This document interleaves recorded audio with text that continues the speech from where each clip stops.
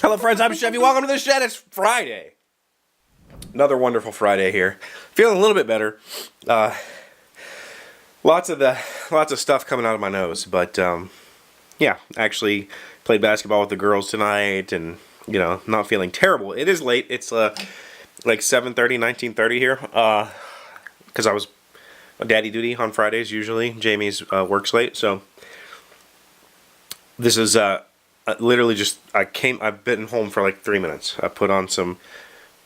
I came down here to do this. So here we are. Hi, how are you? I hope you're doing good. Let me know. Yesterday, I asked you to ask me some questions, and so we're going to go over your questions because that's fun. I enjoy doing this, and we haven't done Q&A like this in a while, and I know there's a lot of new subscribers who want to ask weird things. So let's see what y'all came up with. Levi asked, "What period of history do you like the most, and why?" Man, that's a tough one. I've always been romantic about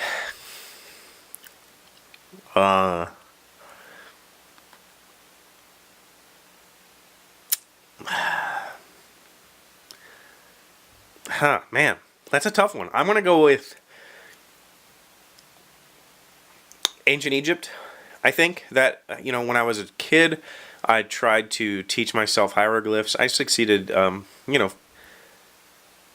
as well as a kid teaching himself hieroglyphics can succeed. I learned quite a bit about ancient Egyptian culture, and I really just love that whole cradle of civilization. But I probably know more about World War II, and that's just through my love of World War II gaming. So it's kind of a toss-up, but true to my roots, my beginnings, ancient Egypt was what got me most interested in history when I was a kid. Archaeology and all that sort of stuff. Let's see. So thank you for asking, Levi. I really do appreciate it. Coma said, "Do you have, or did you ever have, just mentally or physically on paper, some sort of bucket list about what countries you want to visit in your life, or what you want to do or experience before you reach this and this age?" No. No, I haven't.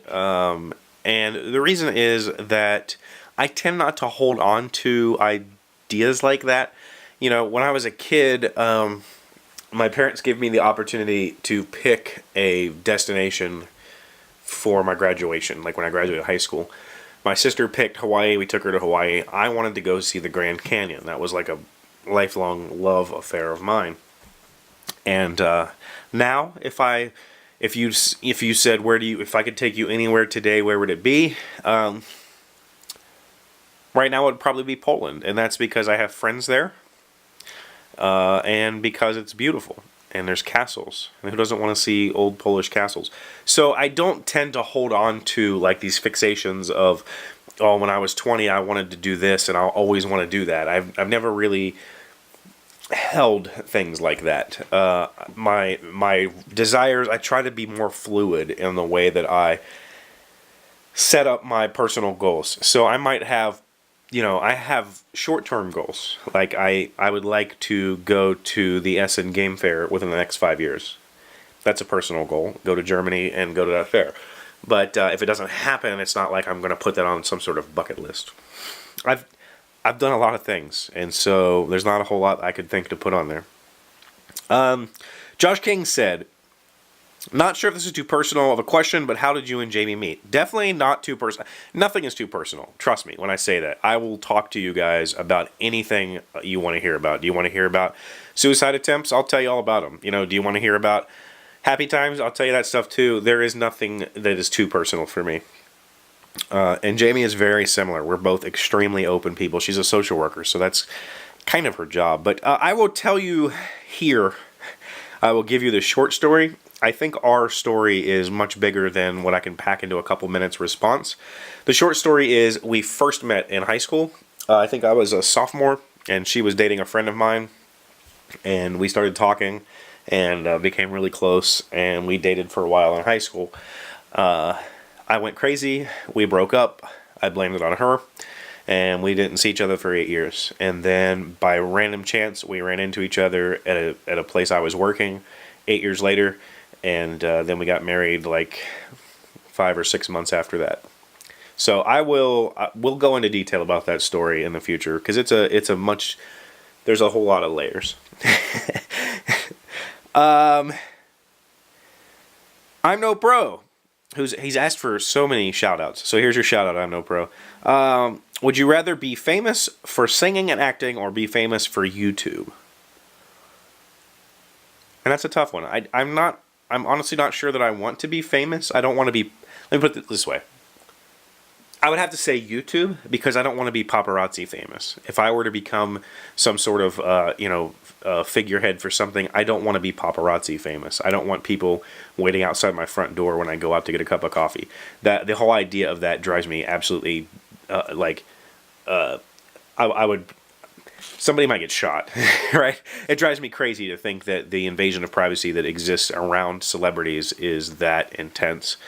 So I'll pick YouTube famous, just because, number one, the thing that I absolutely love about this platform and this show is that I get to talk to all of you every day. You ask me a question, I answer it the next day, right? Celebrities don't work that way. It's not like I can ask for a shout out in Jack Black's next movie. It just doesn't. There's just not that same kind of connection. Whereas this is much more personal, and this is the type of relationships that I like to foster. And secondly is the whole paparazzi thing. So I'll pick YouTube famous. Also, I can't sing. Lyrebug said, would you ever go back and do life over, do something more to fix anything, or do something over that you regret? Honestly, I only have one regret. And this comes from a person who has attempted suicide multiple times, have permanently damaged my brain with experimental substance abuse in teenage years. Joined the Marine Corps. I've gone through boot camp. I've been through some pretty bad injuries. I have lost more friends than I can count. I only have one regret. And that's one thing I would love to go back and fix. And it was a very personable. It was a very personal experience between Jamie and I, and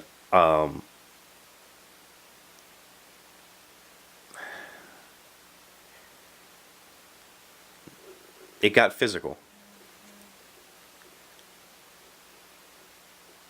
And I will never forgive myself for that. Ever. Like, ever. It sickens me to think about it.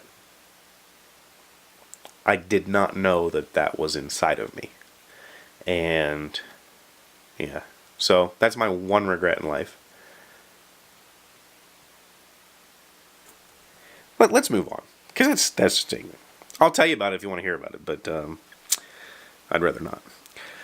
And I'm going to go back to Josh King, because I see that he asked it here, and somebody else asked it on Twitter about the what is the experience with cow tipping? Yesterday, during the random facts segment, I mentioned that I have a cow tipping story. Where I grew up, I'm in West Virginia, in a small town. There was a very small dairy farm.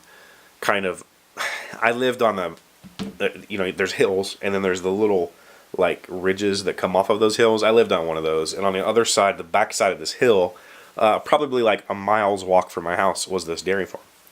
And so it was a great place to go sled riding. Super steep hills. There's lots of rocks, a pond at the bottom of the hill, all that sort of stuff. And we would sneak over there because it was like wood lined. This whole side of the hill, you'd come up from my parents' house, and then there's woods along this ridge, and then you could drop down into the dairy farm.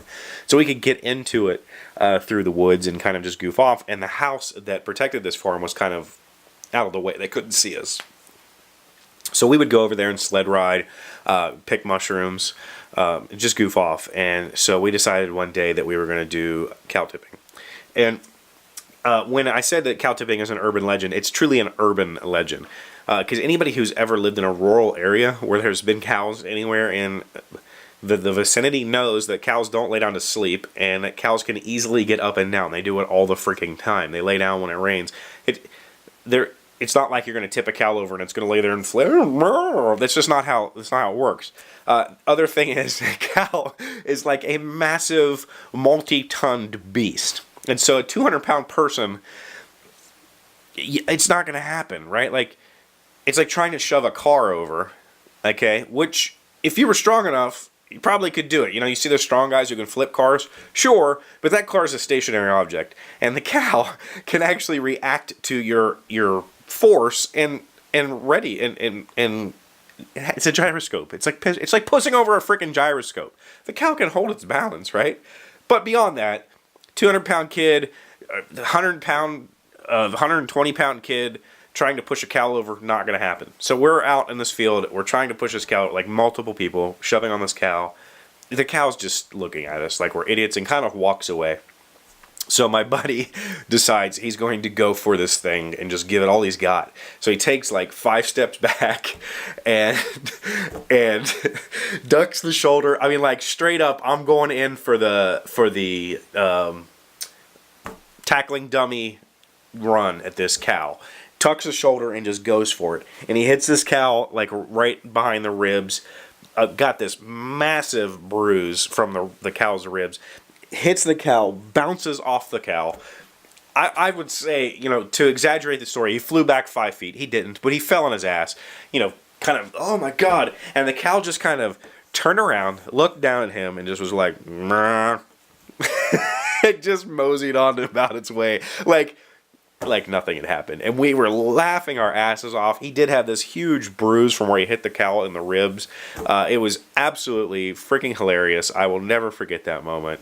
And yeah, that's my cow tipping story. So thank you guys for your questions. Next week, we'll do some Jamie and I stuff. And I'll probably do the birthing story that she wants to tell you so bad because it is hilarious. It's embarrassing for me, but I don't give a damn. And we'll go on with that. Thank you for being here as always. Today, special treat. Stole this random fact from a friend, Ryan Hubbard's vlog from Hubbard's Handmade. Go check his channel out. Links are in the description. And Ryan did a random fact on his video today, so I stole it to put it here at the end of this one. Thanks, Ryan. And thanks you to all of you for being here and being awesome. I will see you on Monday. Hey, Doc, wait! I want to ask you something. You just go to Google and you type in, "I'm feeling curious." This random fact is about Australia. What continent has the smallest population? Australia is the smallest, youngest continent with the lowest population density. It is often said that Australia lies at the edge of the world, divided from other continents by long distances. Australia is located southeast of Asia, if you didn't know that.